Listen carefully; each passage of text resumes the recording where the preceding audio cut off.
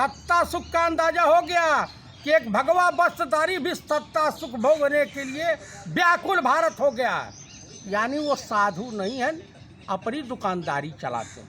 हिंदुस्तान के 99% जो है प्रतिशत मठाधीश जितने हैं साधु हैं, ये अपनी दुकानदारी चलाते हैं। चाहे राम रहीम हो, रामदेव हो, आसाराम हो, चिन्मयानंद हो, योगी आदित्यनाथ हो, ये तमाम तरह के हैं मठाधीश जो हैं।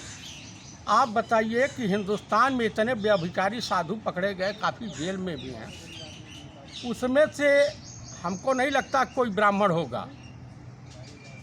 तो जितने अदर बिरादरी के लोग हैं आए भगवा वस्त्र धारण कर लिए, कहीं पाकिटमारी में पुलिस ढूंढ रही थी, घर छोड़ के भाग लिए, डकैती में, मर्डर में, तमाम तरह के अपराध करके वो साधु हो गए। गाँव वालों ने उनको मृतक घोषित कर दिया। इसी टाइप के साधु हैं।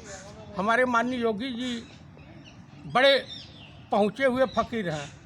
अरे एक भाजपा में ये महा हैं, हमारे वहाँ कांग्रेस में भी हैं एक बाबा जी हैं, जिन्हें कारीगर कह दीजिए तो समझ में आ जाएगा। अब तो आचार्य भी लिखने लगे हैं। हाँ, अब त्यागी जी कहते हैं कि मैं ब्राह्मण हूँ। बाकी आप समझदार हैं। बहरहाल अब मैं तो जातिवादी व्यवस्था पर ज़्यादा बात नहीं करना चाहता। मैं ये जानना चाहता हूँ कि अगर जिस तरह की खबरें आ रही हैं महाराष्ट्र से, दिल्ली से कि केसेस बढ़ रहे हैं, दोबारा कहीं लॉकडाउन की नौबत आ गई तो क्या होगा इस देश का?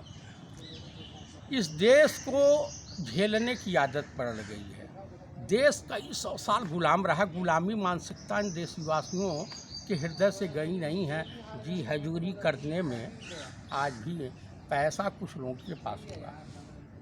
छाछठ में जैसे रोटी के लिए डकैती पड़ती थी, पेट पालने के लिए चोरी होती थी, उसी तरह के अपराध बढ़ेंगे और धीरे धीरे देश। आप बार बार ब्राह्मण का पक्ष लेते हैं।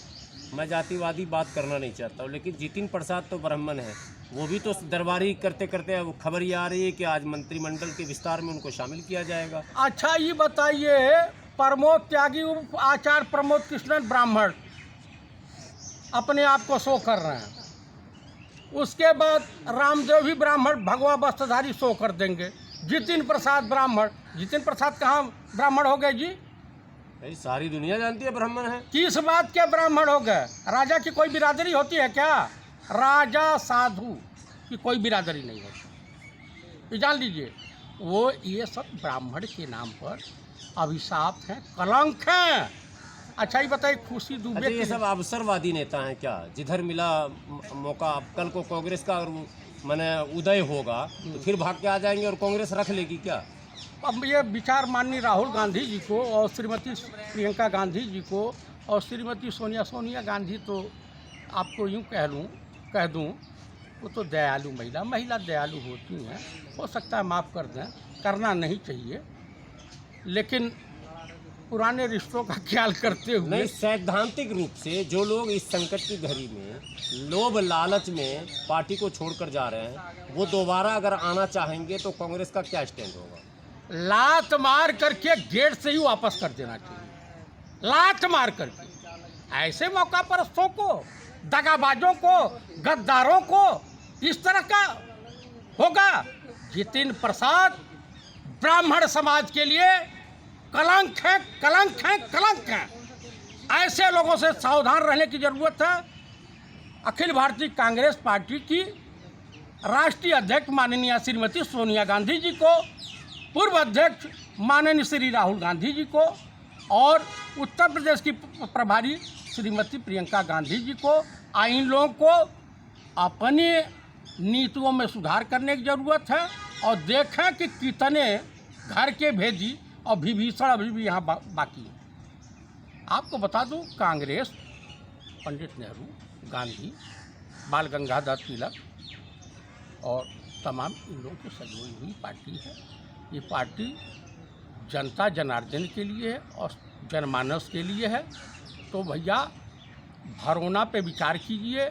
कोरोना आया और जाएगा, लेकिन भरोना का कोई इलाज नहीं है। भरोना पे ही बात कीजिए।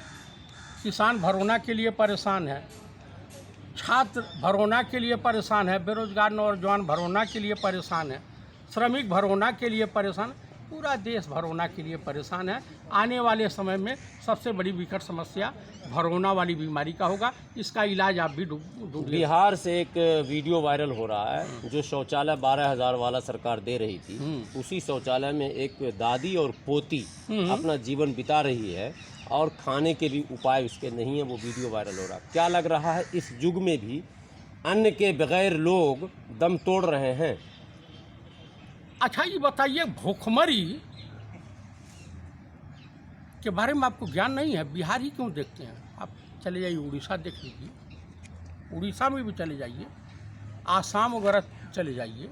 मैं तो उन इलाकों में रहा हूँ सेना की ड्यूटी के दौरान, मिजोरम, नागालैंड, मणिपुर, जाइए ना, वहाँ दशा देखिए। आज भी हिंदुस्तान का कुछ तबका ऐसा है जो जंगलों और उधर भर रहा। बिहार के मुख्यमंत्री माननीय नीतीश कुमार को अगर थोड़ी भी लज्जा शर्म हया बची हो तो चुल्लू भर पानी में डूब करके आत्महत्या करना। अरे उस जालिम को इतना नहीं हो पता है, उसका लड़का पियक्कड़ है, गजेड़ी है, भंगेड़ी है। अब ईश्वर उससे बड़ा दंड क्या दे सकता है? भरी जवानी में रणुआ हो गया। अब बच्चा जो है पागलों की तरह से घूम रहा है, पता नहीं उसकी शादी हुई है कि नहीं हुई है, ईश्वर जानता है। लेकिन इस बेशरम आदमी को कैसे बिहार की जनता झेलती है, मैं ये समझ ही नहीं पाता हूँ। समझ रहे हैं? देखिए, कुल मिलाकर वो सबका साथ, सबका विकास, सबका विश्वास जो है, ये भी नारा हवाई हो गया। ये भी जुमला है।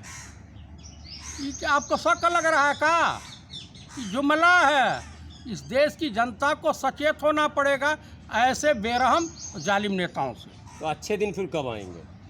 कांग्रेस की सरकार में आएंगे, उसके अलावा हमको नहीं दिखाई देता। तो 7 साल से जो लोग प्रतीक्षा कर रहे हैं उनको क्या संदेश देंगे?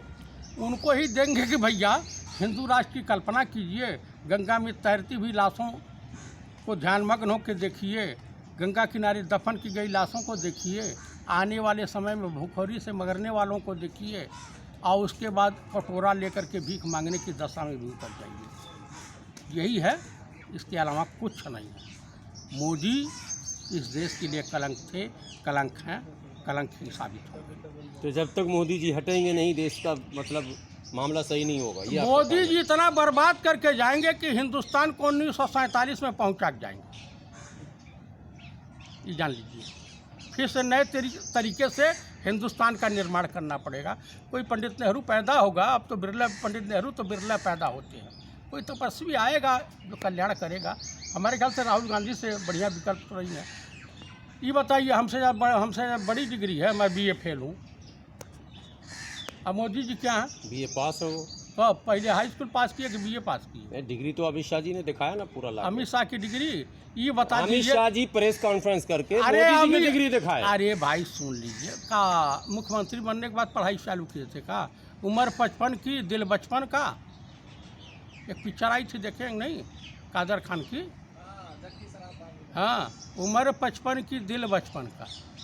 तो इस पर आप लोग क्यों नहीं घेरे कि भाई ये सर्टिफिकेट फिर से सार्वजनिक किया जाए? कहाँ से आया, कैसे अरे आया? हमें उनके सर्टिफिकेट से उनके कैरेक्टर रोल से क्या लेना देना है?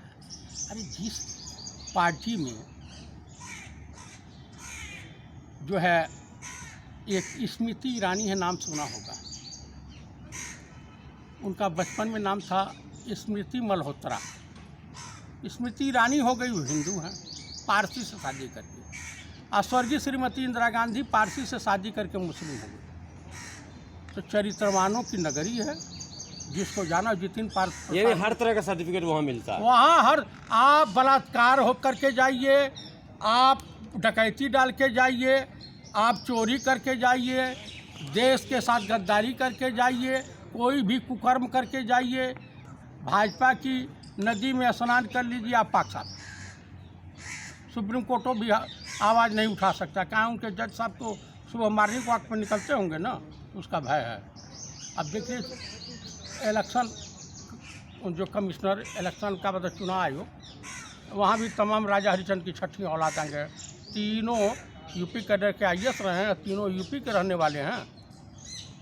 कल्याण होगा, ईमानदारी। यानी 22 की तैयारी हो रही है। 22 की तैयारी, सेट गार्ड, सेटिंग फेटिंग, EVM सेटिंग फेटिंग सब होगा। धांधली होगी, दंगे फसाद होंगे, दो चार